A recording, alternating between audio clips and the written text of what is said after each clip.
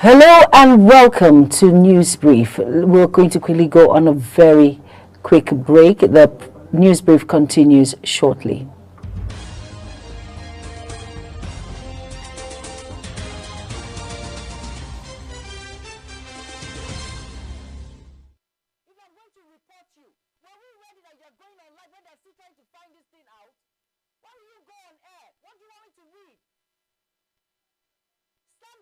Do you not see that there are people inside the studio? What is wrong with you? You better be careful.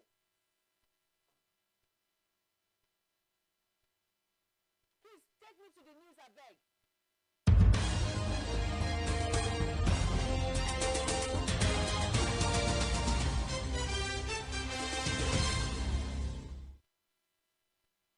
Hello and welcome to all our viewers in Nigeria and around the world to News Brief on Global Television, coming to you live from the nation's capital, Abuja. I am Jumai Manson. Now the news in full. Former President Olusegun Obasanjo has said that tackling corruption at the highest level of leadership will set an example for others and demonstrate the government's commitment to transparency and integrity. Obasanjo, speaking on Sunday night during an interactive session on Zoom tagged Boiling Point Arena, insisted that Nigerians' battle against corruption can only be effective and successful if it begins with accountability among top government officials. The former president described corruption as hydra-headed and one that has eaten deep into the fabric of Nigerian society, emphasizing that the fight against corruption must start with leadership for it to succeed.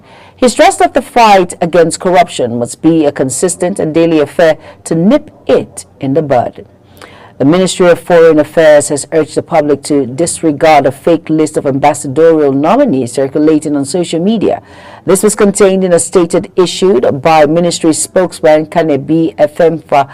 The ministry clarified that no such appointments have been made, emphasizing that the appointment of ambassadors is solely the prerogative of the president and no such appointments have been made in that regard. In business now, residents in Kaduna, Kano, and Katsina states have lamented the scarcity of cash, especially as the Christmas celebration approaches. Some point of sale POS vendors lamented the unnecessary cash shortage as banks were no longer dispensing cash of more than 20,000 naira, calling for urgent action by concerned authorities to not hamper the forthcoming Christmas and end of the year festivities. Also, some customers patronizing POS vendors have decried the high service rates, saying that the bank also charges for transactions. Meanwhile, Vice President Kashim Shettima had, during the 2024 Bankers Committee retreat in Abuja, urged Nigerian Deposit Money Banks, DMBs, to ensure the seamless availability of Naira notes to banking public. On the foreign scene now, U.S. President-elect Donald Trump has pledged to impose trade tariff and carry out mass deportations, while dangling the idea that the United States could withdraw from NATO after he takes office next month. Trump stated this in his final formal television interview since the election.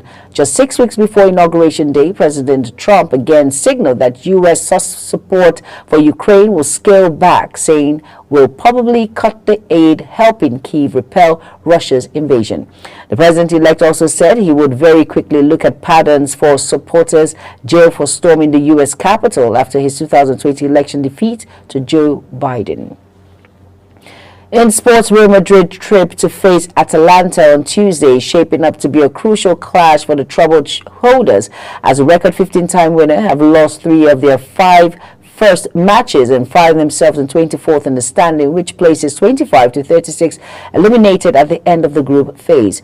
Carlo Ancelotti said is a travel to Bergame this week before hosting RB Salzburg and then visiting French outfits, rich with their future in the competition on the line.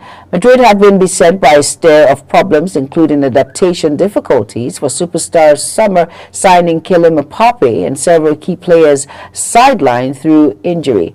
Italian coach Atalanta has tried to ease the pressure on 25-year-old former Paris Saint-Germain striker Mbappe, who has scored 11 goals in 21 games since joining Los Blancos. And that's it on Newsbrief, and it came to you from the nation's capital, Abuja. I am Jumai Manson. Thank you for watching. Good afternoon.